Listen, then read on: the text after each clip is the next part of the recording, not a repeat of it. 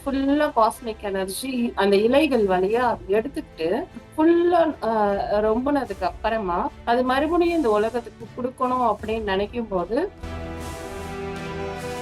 அவருடைய நோக்கம் வந்து முழுசா வியாபாரம் அப்படின்றதால இந்த மாதிரி ஒரு கடல்ல ஒரு ஷிப்ல போயிட்டு வியாபாரம் பண்ணும்போது யாருமே வந்து மரம் வந்து வாங்க விரும்ப மாட்டாங்க இல்லையா. இவங்க கிட்ட இருந்து கம்மியான விலையில அந்த செடார் நட்ஸை வாங்கிட்டு அந்த ஆயில வந்து அவங்க தயார் பண்றாங்க. ஓரத்துல இருக்கிற வில்லேஜஸ் எல்லார்கிட்டயுமே வந்து இவர் வந்து அங்க இருந்து இயற்கை சம்பந்தமான விஷயங்களை இவங்க வாங்கிப்பாங்க.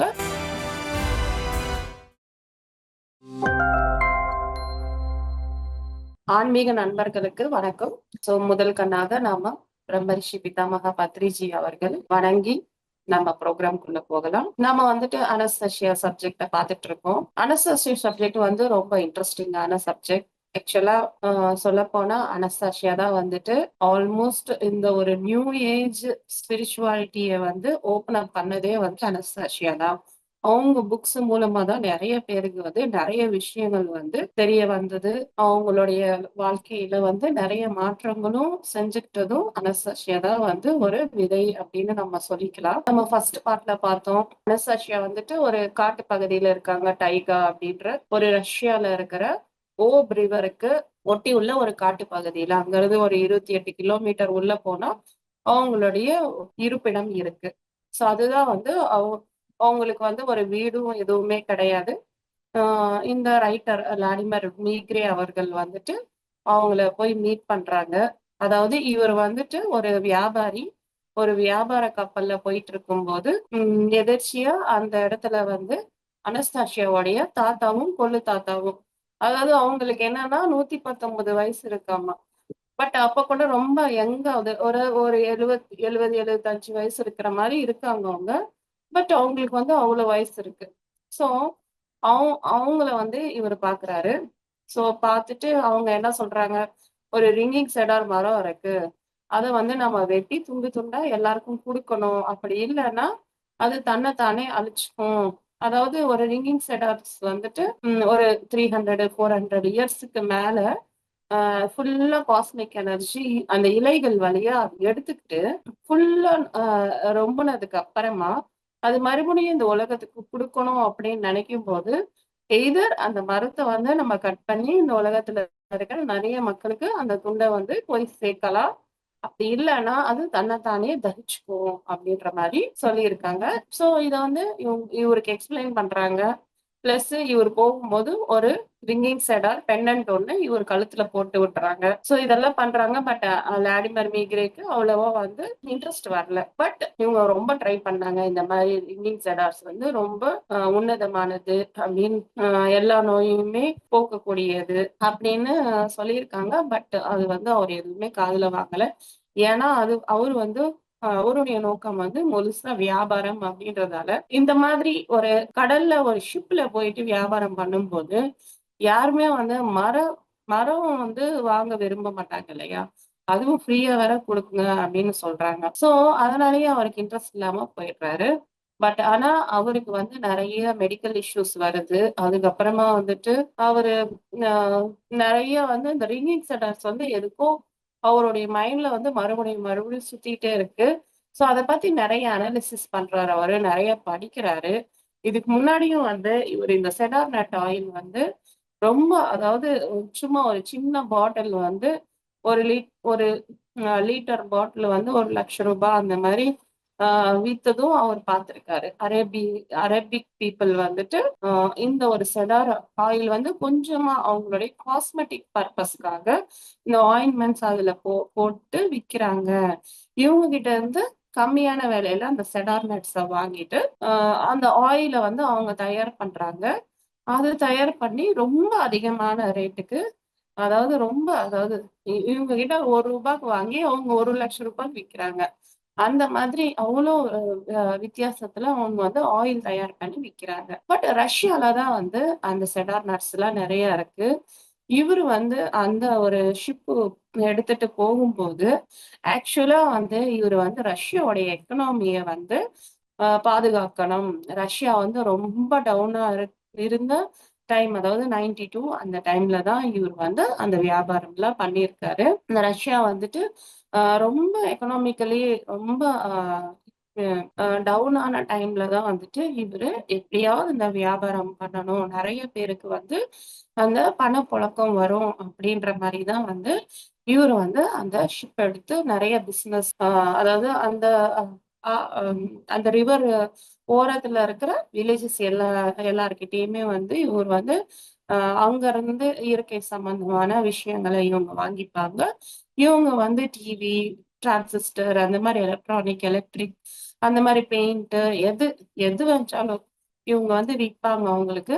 சோ அவங்க கிட்ட இருந்து இவங்க வந்து கறி, மீன் அந்த மாரி வாங்கிப்பாங்க. சோ அ அந்த மாதிரி தான் வந்து இவர் வந்து நடத்திட்டு இருக்காரு. சோ இவருக்கு வந்து அந்த ரிக்கிங் செடார்ஸ் அந்த செடார் மரத்த பத்தி கேள்விப்பட்டதுமே வந்துட்டு ரொம்ப ஒரு மைண்ட்ல வந்து சுத்துது. ஏன்னா, அவர் முன்னாடியே வந்து இதெல்லாம் பார்த்திருக்காரு. சோ, அதனால இன்னும் நெறைய அனாலிசிஸ் பண்றாரு இந்த ரிங்கிங் செடார்ஸ பத்தி. சோ, இவருக்கு ரொம்பவும் முடியாம அதாவது அ இஷ்டத்துக்கு சாப்பிடுறாரு இல்லையா? அது ரொம்ப அல்சர் அந்த மாரிலாம் வந்துட்டு, ரொம்ப ஹெல்த் ஸ்பாயில் ஆகுது. பட் ஆனா, அதுல இருந்து மீண்டு வராரு. எப்படின்னா, அங்கேயும் வந்து அனஸ்தேசியா வந்து இந்த ரிங்கிங் செடார் ஆயில வந்து அங்க டியூட்டி டாக்டருக்கு வந்து குடுக்க குடுத்து யூஸ் பண்ண சொல்லியிருப்பாங்க. அந்த ஆயில் யூஸ் பண்ணி தான் அவருக்கு உடம்பு சரியா போயிருக்கும். ஸோ அதுக்கப்புறம் இவரு மறுபடியும் இன்னொரு வாட்டி போகணும் அப்படின்னு கிளம்பி போறாரு. பட் இந்த வாட்டி அந்த ஷிப்ல எல்லா பொருட்களுமே வச்சுக்கிட்டு தான் போறாரு. பட் அவருக்கு முக்கியமான எண்ணம் என்னன்னா, அந்த ரிங்கிங் செடார் பத்தி தெரிஞ்சுக்கணும். அந்த செடார் ஆயில வந்து இவரு வியாபாரம் பண்ணணும் அப்படின்ற ஒரே ஒரு நோக்கத்துல தான் அவரு கிளம்பி போறாரு. ஸோ போகும்போது இவருக்கு வந்து அங்க 2 வயதானவங்க வந்து இல்ல.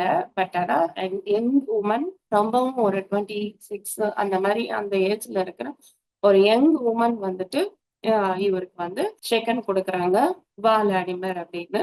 ஸோ அவங்களோட இருப்பிடத்துக்கு 28 கிலோமீட்டர்ஸ் நடந்தே போறாரு. ஸோ இருப்பிடத்துக்கு கொண்டு போறாங்க. ஸோ அங்க வந்து இவர் ஒரு 3 டேஸ் வந்து ஸ்பெண்ட் பண்றாங்க. ஸோ அந்த ஒரு விஷயங்கள் தான் வந்து இந்த ஃபர்ஸ்ட் புக், செகண்ட் புக்ல ஃபுல்லாமே இருக்கு. ஸோ ஆக்சுவலா ஃபர்ஸ்ட் புக் எழுதும்போதே லாடிமருக்கு வந்து சுத்தமா நம்பிக்கையே கிடையாது.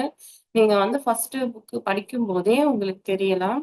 நெறைய விஷயங்கள வந்து அவர் வந்து ரொம்ப மேலோட்டமா தான் சொல்லியிருப்பாரு. அந்த விஷயங்கள வந்து ரொம்ப டீட்டெயில்டா வந்து செகண்ட் புக்ல இருந்து தான் ஸ்டார்ட் பண்ணியிருப்பாரு. ஏன்னா, அந்த ஃபர்ஸ்ட் புக் வந்து பிரிண்ட் ஆயி பல லட்சம் மக்கள் வந்து அந்த புக்க வந்து வாங்கி படிக்க ஆரம்பிச்சிருப்பாங்க. அதுவும் ஒரு அட்வர்டைஸ்மென்ட்டும் எதுவுமே இல்லாம, ஈவன் இப்ப கூட நீங்க வந்து ரிங்கிங் செடார்ஸ் புக் அப்படின்னு நீங்க கூகுள்லயோ எதுலயோ போட்டா, எந்த ஒரு ஆர்ப்பாட்டமான ஒரு அட்வர்டைஸ்மென்ட்டோ, எந்த ஒரு ஆர்ப்பாட்டமான விஷயமும் நீங்க பார்க்கவே முடியாது. அ மேக்ஸிமம் இந்த புக்கோ, பிடிஎஃப்போ இல்லன்னா அ வாசகர்கள் எழுதின ரிவ்யூஸோ அப்படிதான் நீங்க பார்க்க முடியுமே தவிர, இந்த புக்குக்குன்னே ஒரு ஹைப் எதுவுமே கிடையாது. பட் அப்படி இருந்துமே வந்துட்டு, பல லட்சம் மக்கள் வந்து ஒருத்தர் வழியா ஒருத்தர், அதாவது வாய்வழி அ பிரச்சாரம் தான் இந்த புக்குக்கு நடந்திருக்கு ஆக்சுவலா. ஸோ அந்த மாதிரி இந்த புக் வந்து அ ம ரிலீஸ் ஆயி நெறைய பேர் அக்செப்ட் பண்ணதுக்கு அப்புறமா தான் வந்துட்டு இந்த புக்ல இருக்கிற விஷயங்கள் இன்னமும் டீட்டெயில்டா வந்து அவர் எழுத ஆரம்பிச்சிருப்பாரு. ஸோ ஃபர்ஸ்ட் புக் வந்து ரொம்ப மேலோட்டமா தான் இருக்கும் ஆக்சுவலா சொல்லப்போனா. அதாவது அவங்க நடந்த விஷயங்கள். ஃபர்ஸ்ட் புக் எழுதும்போது அவருக்கே வந்து நம்பிக்கை இருக்காது இல்லையா? அவரு வந்துட்டு நீங்க நெனச்சு பாருங்க. ஏதோ ஒரு காட்டு பகுதியில ஒரு பொண்ண இவரு வந்து சந்திக்கிறாரு. ஆ அவங்க வந்து நெறைய விஷயங்கள் இவங்க கூட ஷேர் பண்ணிக்கிறாங்க. பட் இவரு வந்துட்டு பயங்கரமான ஒரு வியாபாரி. இவருக்கு எல்லாமே ஒரு வியாபார கண்ணோட்டத்துல தான் பார்த்துட்டு இருக்காங்க. அப்படி இருக்கும்போது அனஸ்தேசியா சொல்ற ஆன்மீகமான விஷயங்கள் எப்படி லாடிமருக்கு வந்து உள்ள போய் சேரும்? இல்லையா? இது வந்து நடக்காத விஷயம் தான். ஸோ அத வந்து நீங்க புக் 1லயே அவர் எழுதின விதானத்திலேயே நீங்க பார்த்து தெரிஞ்சுக்கலாம் ஆக்சுவலா. பட் ஆனா எப்போ இந்த புக் ரிலீஸ் ஆச்சு, நெறைய பேர் இந்த புக்க அக்செப்ட் பண்ணாங்களோ, அப்போ அவருக்கு வந்து உண்மையிலே இன்ட்ரெஸ்ட் வந்துச்சு.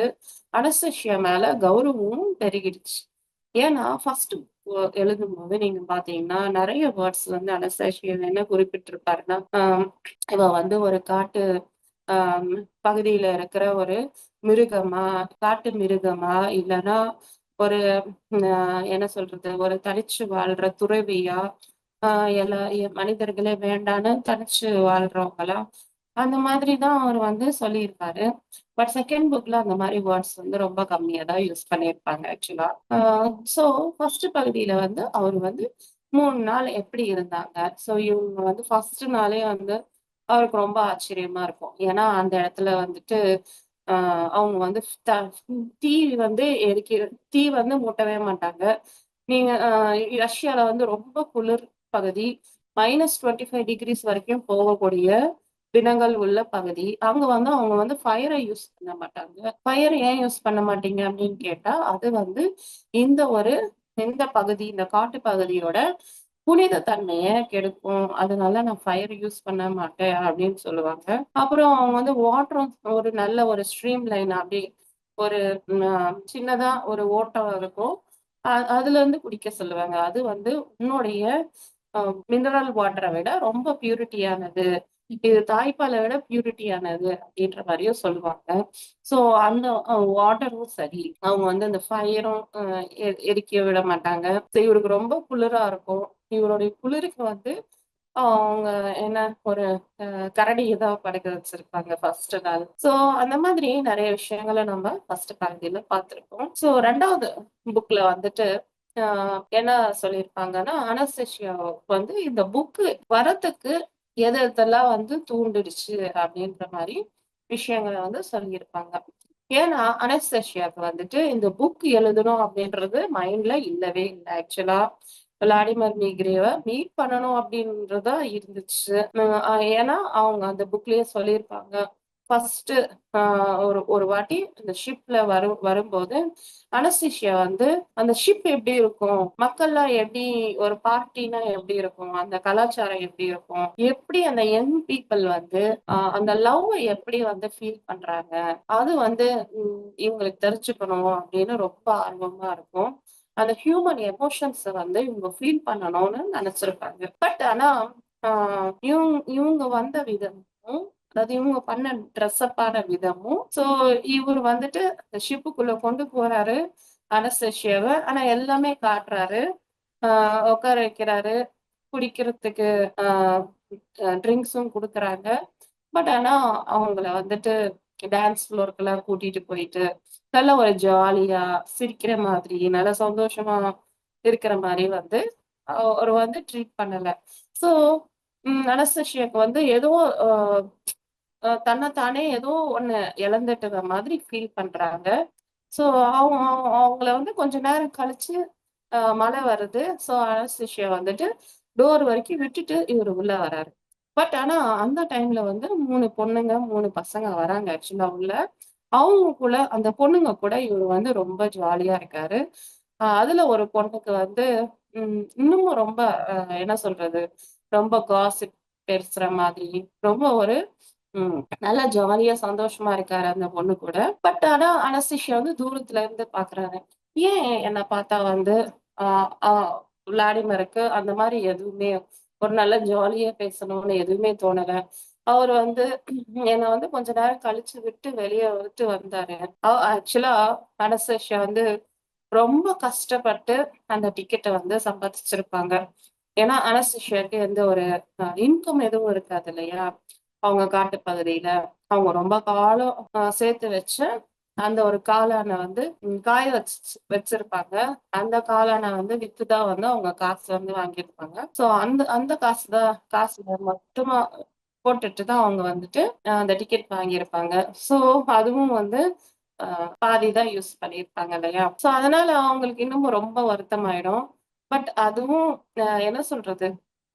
இவங்க வெளிய இருந்து எல்லாமே பார்க்குறாங்க. மழை வரும்போது கூட, அவங்க மழையிலேயே நனைஞ்சுக்கிட்டே, உள்ள என்னதெல்லாம் நடக்குது அப்படின்னும், அவங்க வந்து கவனிச்சு பார்த்துக்கிட்டே தான் இருக்காங்க. அவங்க பார்க்க வந்து அவங்களுக்கு வந்து தெரியாமலேயே வந்து, அந்த பொண்ணு இருக்கிற இடத்துல தான் இருக்கணும் அப்படின்ற ஒரு ஃபீலிங் வந்து அனஸ்தேஷியாக்கு வருது. ஏன்னா, இவங்க அந்த ஷிப் விட்டுட்டு போகும்போது, ஆ இவங்க வந்து அந்த பொண்ணு ஒரு 14 இயர்ஸ், 15 இயர்ஸ் இருக்கும் போல. அந்த பொண்ணு வந்து ரொம்ப அ நல்லா புகழ்ந்து புகழ்ந்து பேசியிருப்பாரு போல விளாடிமிர். அதனால அவன் ரொம்ப வந்து ஹேப்பியா, ரொம்ப கத்தி கத்தி I love you, I love you அப்படின்னு சொல்லிட்டு இருப்பாங்க. ஆ பட் ஆனா விளாடிமிர் வந்து வெளிய வரவே மாட்டாரு ஆக்சுவலா. அவருடைய கேபினெட்லயே இருப்பாரு. அந்த பொண்ண பார்க்கணும்னு கூட வெளிய வந்திருக்க மாட்டாரு. பட் ஆனா இந்த பொண்ணு மட்டும் ரொம்ப எக்ஸைட்டடா இருப்பாங்க. பின்னாடில இருந்து எல்லா கூட்டமும் வந்து இந்த பொண்ணுக்கு சப்போர்ட்டிவா எல்லாரும் சேர்ந்து கத்திட்டு இருப்பாங்க. அதுல அனஸ்தேஷியாவும் சேர்த்து கத்திட்டு இருப்பா ஆக்சுவலா ஐ லவ் யூ அப்படின்னு. சோ அப்போ லாடிமர் கிட்ட அதுக்கப்புறமா லாடிமர் இவங்க மீட் பண்ணுவாங்களே, அப்போ சொல்லுவாங்க மேபி நான் அந்த வேர்ட்ஸ் என்னுடைய வாயில இருந்து வந்ததால எனக்கு தெரியாமலே உன் மேல அந்த மாதிரி ஒரு ஃபீலிங் வந்துடுச்சு போல. நான் வந்து அந்த பொண்ணோட இடத்துல இருந்திருக்கணும் அப்படின்ற ஃபீலிங் எனக்கு வந்தது. சோ அதுக்கப்புறமா அந்த பொண்ணு போய் என்ன பண்றா அப்படின்னா, அதாவது இந்த அனஸ்தேஷியா என்ன பண்றாருன்னா விளாடிமிர் மீட் பண்றதும், அவர் கூட நல்லா ஹாப்பியா இருக்கிறதும், இது எல்லாமே அவங்களுடைய ட்ரீம்ஸ்ல வந்து கிரியேட் பண்றாங்க. போயிட்டு எல்லாமே கிரியேட் பண்றாங்க. அந்த ஈவினிங் போயிட்டு அந்த நட்சத்திரங்கள் கீழ படுத்துக்கிட்டு அவங்க எல்லாமே ட்ரீம்ஸ்ல கிரியேட் பண்றாங்க. அதே மாதிரி லாடிமரும் வந்து இவங்கள தேடிட்டு போறாரு. சோ இதுக்கப்புறம் தான் அந்த ஸ்டோரி எல்லாம் நடக்குது. சோ அந்த மாதிரி ஆஹ் அனஸ்தேஷியா வந்துட்டு அவங்களுடைய சொந்த விருப்பத்தோட தான் வந்து விளாடிமிர வந்துட்டு அவங்கள வந்து சேர்றாங்க. சோ அனஸ்தேஷியாவுக்கும் வந்துட்டு ஓ என்ன சொல்றது? அவங்க ரொம்ப காலம் அதாவது அவங்க ரொம்ப அ தலைமுறையா வந்துட்டு அந்த இடத்துல அதே மாதிரி வாழ்க்கை முறைய தான் வாழ்ந்துட்டு இருக்காங்க. அ அவங்களுடைய வாழ்க்கை முறை எப்படி இருக்கு அப்படின்னா, அ ஒரு பெண்ணா இருக்கட்டும், ஒரு ஆணா இருக்கட்டும், திருமணம் நடக்கணும் அப்படின்னா, அவங்க வந்துட்டு வயசு வித்தியாசம்லாம் பார்க்கறது கிடையாது. அவங்க வந்து மேக்ஸிமம் திருமணம் அப்படின்றதே வந்து ஒரு குழந்தை பெத்துக்கிறதுக்கு அந்த மாதிரி தான் அவங்க வந்து யோசிக்கிறாங்க. ஒரு குழந்தைய வந்து இந்த உலகத்துக்கு கொண்டு வர்றது, அந்த மாதிரி தான் அவங்க வந்து யோசிக்கிறாங்க. சோ அவங்களுடைய தலைமுறை முன்னாடி போகணும் அப்படின்னு, ஒரு குழந்தை வேணும் அப்படின்ற வரைக்கும் தான் அவங்க யோசிக்கிறாங்க. சோ அவங்களுக்கு வந்து நம்மள மாதிரி ஃபேமிலிலாம் எதுவுமே கிடையாது. ஆக்சுவலா சொல்லப்போனா, அவங்கள பொறுத்தவரைக்கும் எப்படி இருக்கு, அவங்களுடைய முன்னோர்களும் எப்படி இருக்காங்க அப்படின்னா, அவங்க ஆணா இருக்கட்டும், பெண்ணா இருக்கட்டும், யாரா இருக்கட்டும். சோ அவங்க வந்துட்டு தன்னை விட ரொம்ப என்ன சொல்றது? ஒரு எனர்ஜி கம்மியா இருக்கிறவங்க. இன்ஃபாக்ட் ஒரு வேட்டை கூட ஆட முடியாம, எதுவும் சம்பாதிக்க தெரியாத, ரொம்ப இன்னோசென்ட்டா இருக்கிற மாதிரி.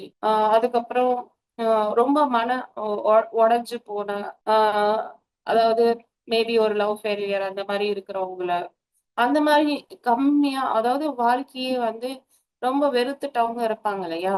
அவங்கள வந்துட்டு இவங்க வந்து திருமணம் செஞ்சுக்கிறாங்க.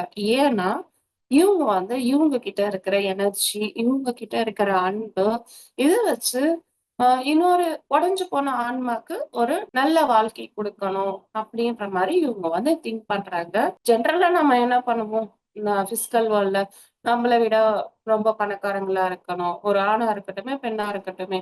இல்லன்னா அந்தஸ்துல சரிசமானமா இருக்கணும். நம்மள ரொம்ப நல்லா பாத்துக்கிறவங்களா இருக்கணும். அப்படி நினைச்சுதான் வந்து நம்மள ரொம்ப சந்தோஷமா பாத்துக்கிறவங்களா இருக்கட்டும். அப்படி நினைச்சுதான் நம்ம திருமணம் செஞ்சுக்கிறோம். பட் இங்க வந்து இவங்க கொஞ்சம் வித்தியாசமா இருக்காங்க. ஏன்னா இவங்களுடைய இதுபடி இவங்க வந்து ஒரு நல்ல எனர்ஜி சிஸ்டம்ல இருக்காங்க. இவங்க எல்லாருமே வந்து ரொம்ப நீண்ட காலம் வாழ்றாங்க ஆக்சுவலா. 200 வருடம், 300 வருடம் அப்படி வாழ்ந்துட்டு இருக்காங்க ஆக்சுவலா தலைமுறையா. சில பேர் நடுவுல வந்து சின்ன வயசுலயே ஆக்சிடென்டலா இறந்து போறவங்களும் இருக்காங்க ஆக்சுவலா அவங்க இதுல. பட் அவங்க அதெல்லாம் வந்து எதுவுமே வந்து ஆ எடுத்துக்கிறதே கிடையாது. அவங்களோட தலைமுறைகள்ல எப்படி இருக்குன்னா, இந்த மாரி அந்த ஆப்போசிட் பெர்சன் வந்து அவங்க வாழ்க்கையிலேயே வந்து ரொம்பவும் மன உளைச்சல கண்டவங்கள வந்து இவங்க சூஸ் பண்ணி, இவங்க வந்து திருமணம் செஞ்சுக்கிறாங்க. ஏன்னா, அவங்களுடைய எனர்ஜி சிஸ்டம பேலன்ஸ் பண்ணலாம். ஒரு துயரமா இருக்கிற ஒரு ஆன்மாக்கு இவங்க வந்து ஒரு வாழ்க்கை குடுத்த மாதிரி அவங்க வந்து ஃபீல் பண்றாங்க. அவங்களுடைய வாழ்க்கையும் வந்துட்டு அதே மாதிரி சந்தோஷமாக்குறாங்க ஆக்சுவலா. இவங்க கல்யாணம் பண்ணி அவங்கள எதுவும் அடிமைப்படுத்துறது அப்படிலாம் எதுவுமே கிடையாது. இவங்களுடைய உத்தேசம் வந்து ஒரு நல்ல உத்தேசமா இருக்கு. அதாவது அ அந்த மாரி ஒரு சோல் லெவல்ல கஷ்டப்படுற ஒருத்தங்களுக்கு வந்து ஒரு சந்தோஷமான வாழ்க்கையை அமைச்சு குடுக்குற மாரி இவங்க வந்து பாத்துக்கிறாங்க. அதே டைம் இவங்களுக்கு வந்து மணி அது எதுவுமே தேவை கிடையாது. ஏன்னா இவங்களுடைய காட்டு பகுதியில இவங்க எல்லாருக்குமே வந்துட்டு ஒரு அ சின்னதா ஒரு இடம் வச்சிருப்பாங்க அவங்க. ஸோ ஒவ்வொருத்தவங்களுக்குமே வந்து ஒரு 2 1/2 ஏக்கர் வந்து வச்சிருப்பாங்க. ஸோ அதுதான் அவங்களுடைய அ இடமா இருக்கும். வாழுற இடமா இருக்கும். ஸோ அந்த ஒரு அ இடத்துல தான் வந்து அவங்க வந்து வாழ்ந்துகிட்டே இருப்பாங்க. அதாவது அவங்களுக்கு வீடுலாம் எதுவுமே கிடையாது. வீடு கட்டுறதும் செங்கல் வச்சுலாம் இல்லன்னா செங்கல் வச்சு கட்டுறதும் ஒரு சின்னதா குடிசை கூட எதுவுமே போட்டுக்க மாட்டாங்க.